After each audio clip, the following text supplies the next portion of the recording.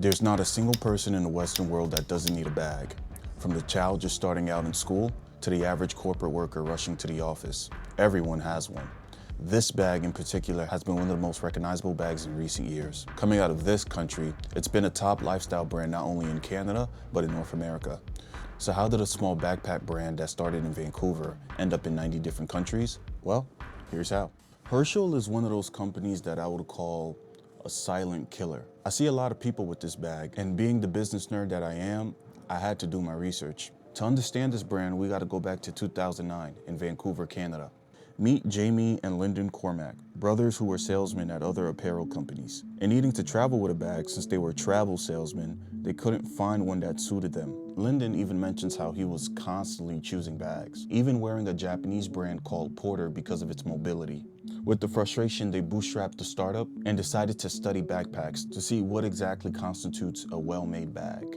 The brothers would cut bags open, study stitching, analyze structures of the bag, amongst other things, to really get a sense of it. Eventually, through connections, they submitted for some prototypes, but they weren't content with what they'd seen. So they flew to China, where they worked with pattern makers to redraw pieces, adjust proportions, and test different panel shapes. This trip to China proved to not only build loyalty with manufacturers, but a newfound appreciation for the craft behind the product. As soon as they got back, they got something scrappy going to submit for a trade show. And usually at these trade shows, buyers know about the company beforehand. But the brothers took a leap of faith, and this became a validation moment for them. Because they didn't have an appointment, buyers found out about them organically. It attracted the likes of Nordstrom, Bloomingdale's, and Urban Outfitters, and even GQ, who requested to take photos of the bag for a magazine cover. This was crazy for a company that didn't really exist yet.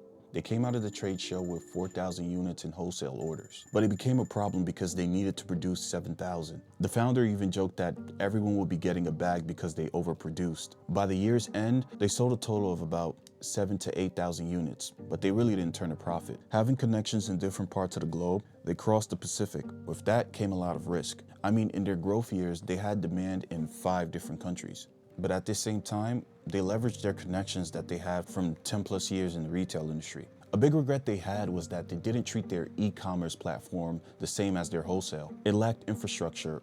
When an item was out of stock, it didn't say out of stock, we'll notify you, or coming soon. It would just be a dead link.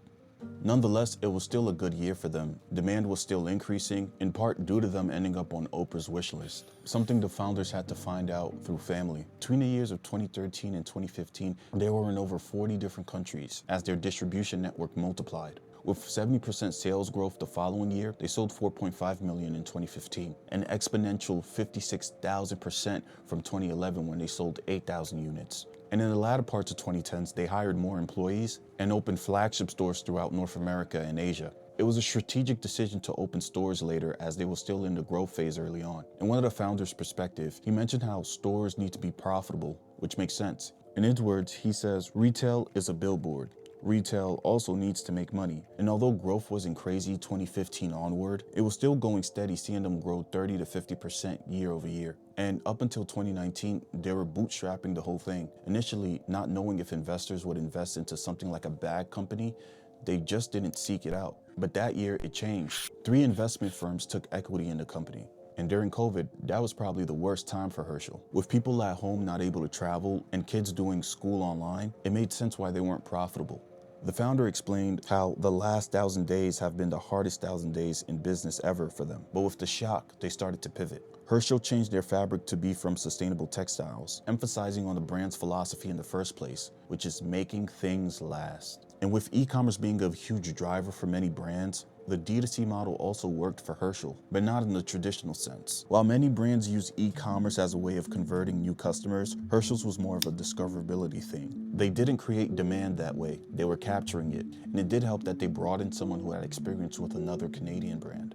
And in recent times, being in 90 countries, founders still being involved, and revenue still moderately spread across 3 avenues, Herschel seems like they're here to stay. Well, one thing I didn't mention was how they got their name. The Cormack brothers mentioned how it was a town in Saskatchewan, Canada, where 3 generations of their family grew up at.